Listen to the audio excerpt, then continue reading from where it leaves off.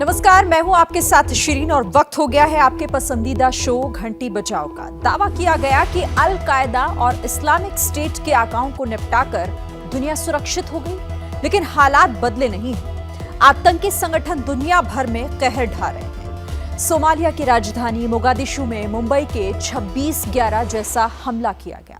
इस हमले ने भारत के पुराने जख्मों को ताजा कर दिया। भारत के लिए ये खतरे की घंटी है। भारत में लगातार पकड़े जा रहे आतंकी भी इशारा कर रहे हैं कि भारत के खिलाफ नई साजिश रची जा रही है। इसीलिए मिलकर इस आतंक की घंटी बजाना जरूरी है। फोन उठाइए और 8422840000 पर घंटी बजाकर बताइए कि ये आतंक आपको बिल्कुल मंजूर नहीं।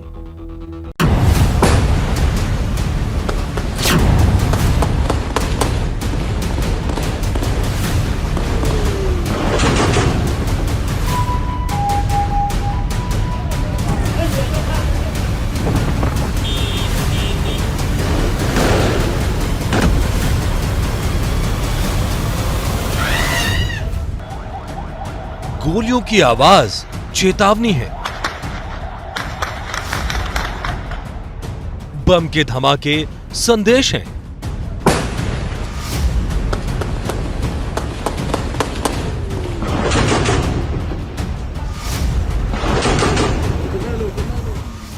आग का ये धुआं खतरे को बता रहा है। ये दहशत कहीं भी फैल सकती है।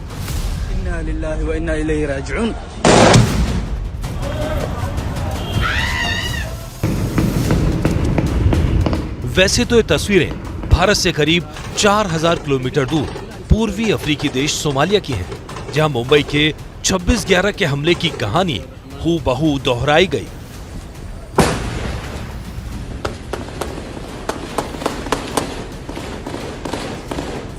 ये तस्वीरें हैं सोमालिया की राजधानी मोगादिशु में हयात होटल की, जहां आतंकवादियों ने होटल पर कब्जा कर लिया।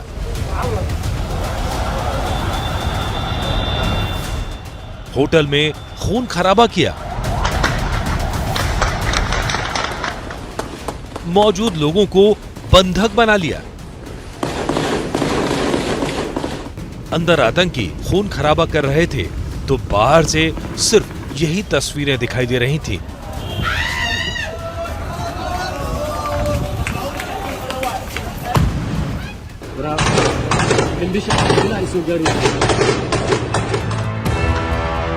होटल के बाहर डर को महसूस कीजिए।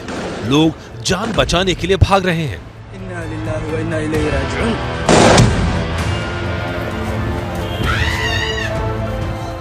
ये देखिए, बालकनी में खड़ा ये शख्स होटल से उठते धुएं को देख रहा है।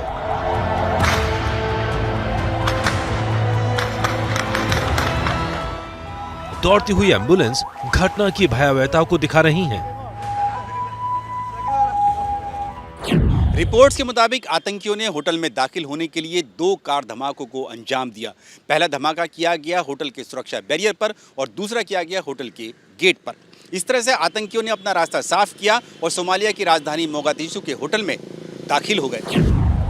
शुक्रवार स्थानीय समय के मुताबिक शाम 4 बजे आतंकी होटल में दाखिल हुए, यानी उस वक्त भारत में शाम के 6:30 बजे थे।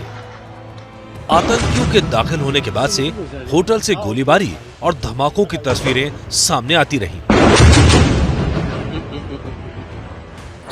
आतंकी हमले के वक्त मोगादिशु के हयात होटल में इंटेलिजेंस एजेंसी के अधिकारी मीटिंग कर रहे थे।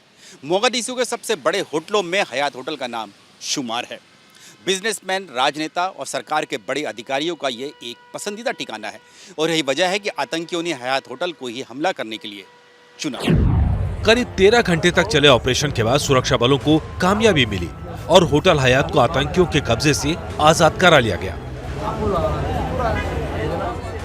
इस आतंकी हमले में 20 लोगों की मौत हो गई। मरने वालों में 8 आम नागरिक शामिल हैं। सुरक्षा बल सर्च ऑपरेशन में लगे हैं। मारे गए लोगों में होटल का मालिक भी शामिल है। मीडिया रिपोर्ट्स के मुताबिक सारे आतंकी मारे जा चुके हैं। हमले की जिम्मेदारी अल शबाब नाम के आतंकी संगठन ने ली है।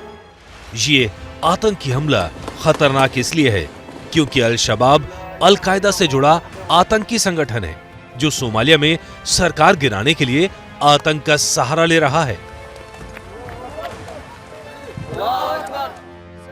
अल शबाब की रणनीति है बंदूक से, बमों से, फिदाइन हमलों से खौफ पैदा करने की। कुछ ऐसी ही कोशिशें भारत में भी जारी हैं और इसीलिए भारत से 4000 किलोमीटर दूर होते ये धमाके सरकार और खुफिया एजेंसियों के लिए चेतावनी है।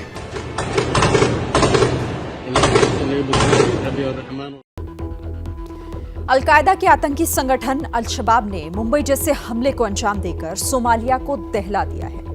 भारत पर भी आतंकियों की चौतरफा निगाहें लगी हुई हैं और यही वजह है कि भारत को ज्यादा चौकन्ना रहने की जरूरत है।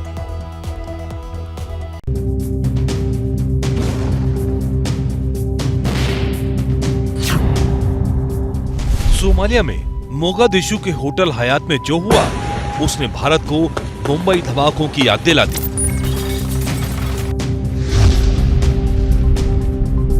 ये तस्वीरें भारत को भुलाई नहीं भूलती।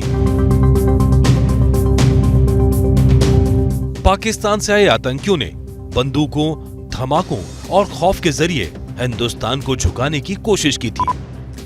2008 में 26 नवंबर को कुछ इसी तरह से फिदाइन आतंकियों ने होटल में घुसकर लोगों को बंधक बनाया, जैसा मोगादिशु में हुआ। सोमालिया के हमले में भी जो आतंकी आए हैं वे फिदाइन हैं और मुंबई हमले के लिए भी जो 10 आतंकी उतरे थे वे भी फिदाइन थे। यानी कि ये तमाम लोग मरने के लिए ही, मरने की तैयारी के साथ में, पूरी ट्रेनिंग के साथ यहाँ पर पहुंचे थे। एबीपी संवाददाता जितेंद्र दीक्षित उन चुनिंदा पत्रकारों में थे जिन्होंने साल 2008 में मुंबई में आतंकी हमलों को न सिर्फ कवर किया बल्कि करीब से देखा था। फिदाइन हमलों के अलावा दोनों आतंकी हमलों में बड़े होटलों को निशाना बनाया गया। फिदाइनों ने, चाहे वो सोमालिया हो या फिर मुंबई हो, दोनों ही जगहों पर 7 सितारा होटलों को टारगेट किया था। 7 सितारा होटल यानी कि ऐसी जगह जहां पर की मीटिंग्स होती हैं, बैठकें होती हैं, नामी गिरामी लोग जहां पर आते हैं, बिजनेसमैन, कारोबारी। इसके अलावा जो है तमाम जांच एजेंसियां, सुरक्षा एजेंसियों के लोग भी अक्सर इन इमारतों में, इन होटलों में अपनी बैठक करते हैं। मुंबई में आतंकी हमला आतंकियों के लिए मॉडल की तरह है, जिसे दोहराए जाने की कोशिश आतंकी संगठन करते हैं। मुंबई को दहलाने के लिए पाकिस्तान से 10 आतंकी छिपकर आए थे और साथ में खौफ फैलाने के लिए लाए थे विस्फोटक। दोनों ही ठिकानों पर एक्सप्लोजिव्स का यानी कि विस्फोटकों का इस्तेमाल किया गया।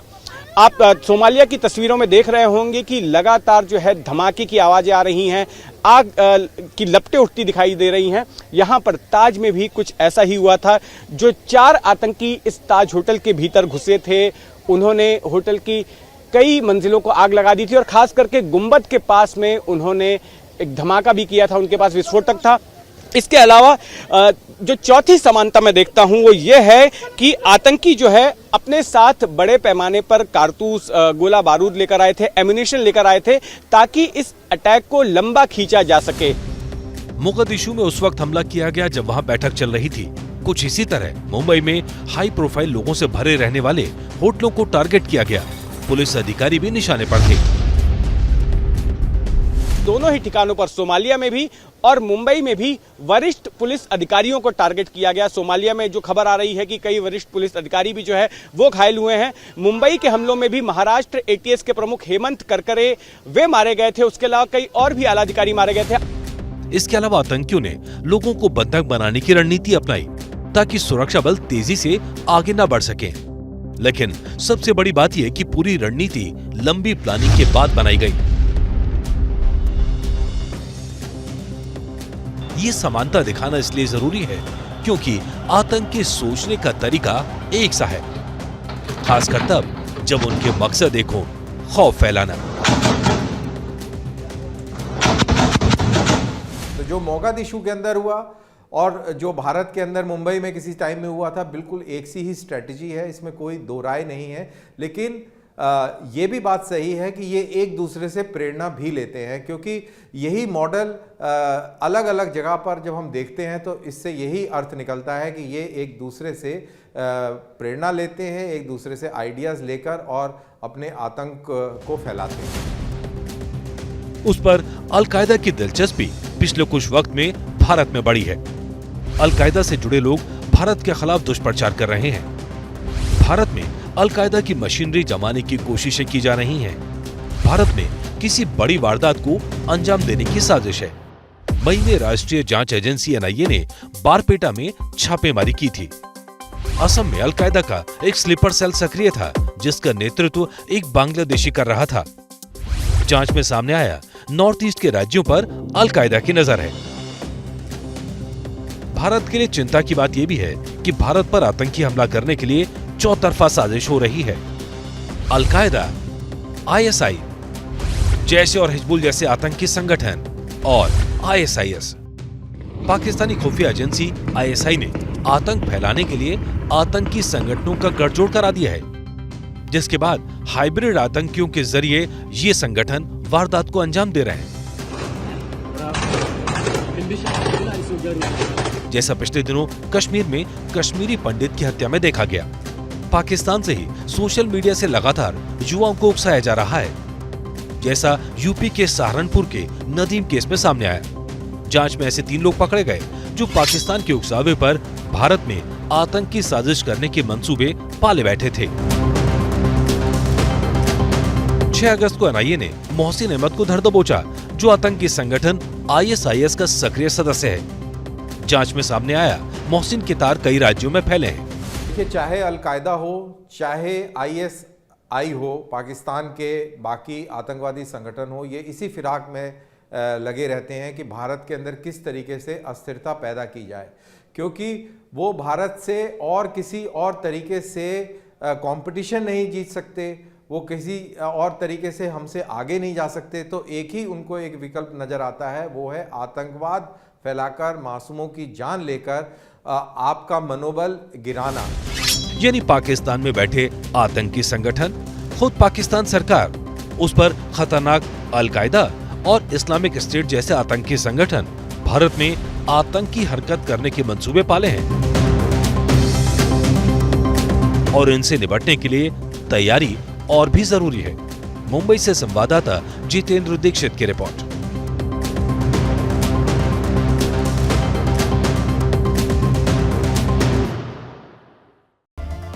देखिए, अलकायदा वो संगठन है जिसने आतंक को ग्लोबल बना दिया है। अमेरिका के ट्विन टावर पर विमान गिराकर अलकायदा और उसका मुखिया उसामा बिन लादेन सुर्खियों में आया। लादेन भी मारा गया और उसका वारिस जवाहिरी भी। लेकिन उसके बनाए आतंकी संगठन अब भी दुनिया भर में खूब खून खराबा कर रहे हैं। जैसे सोमालिया में अल-शबाब, तो अरब प्रायद्वीप में AQAP और भारत में AQIS। यानी नाम बदल जाता है लेकिन काम नहीं बदलता।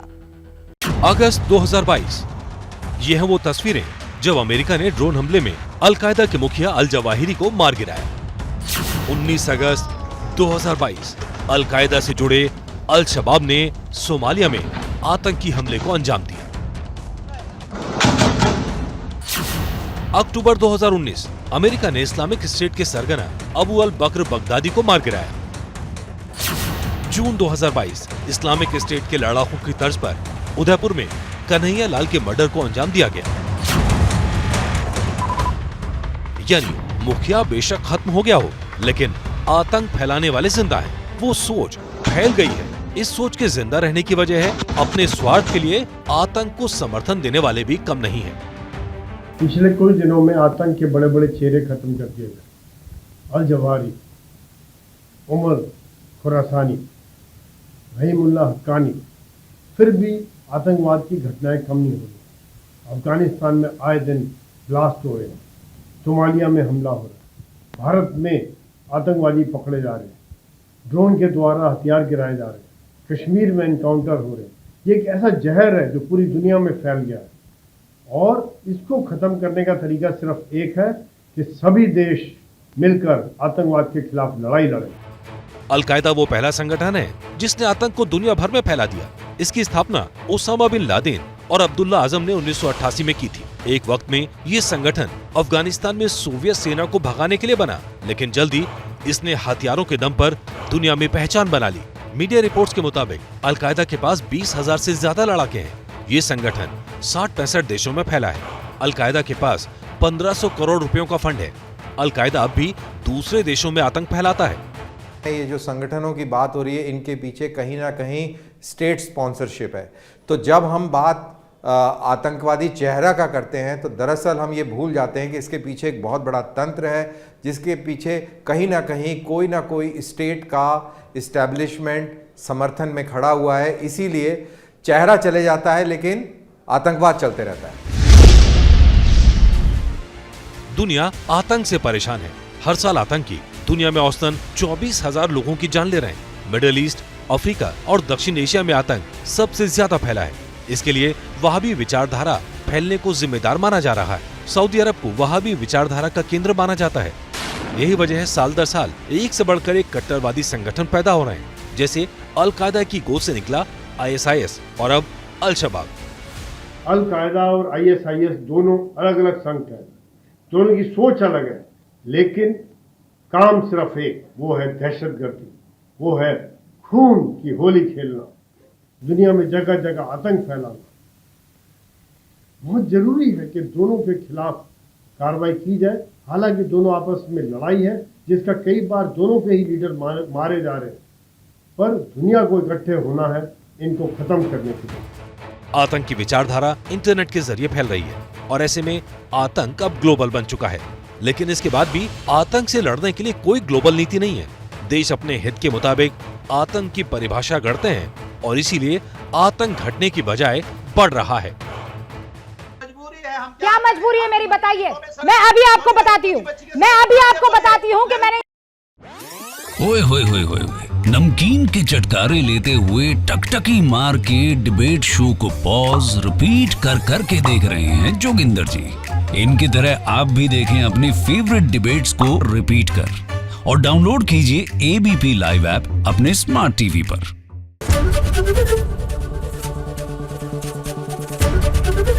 ABP न्यूज आपको रखे आगे।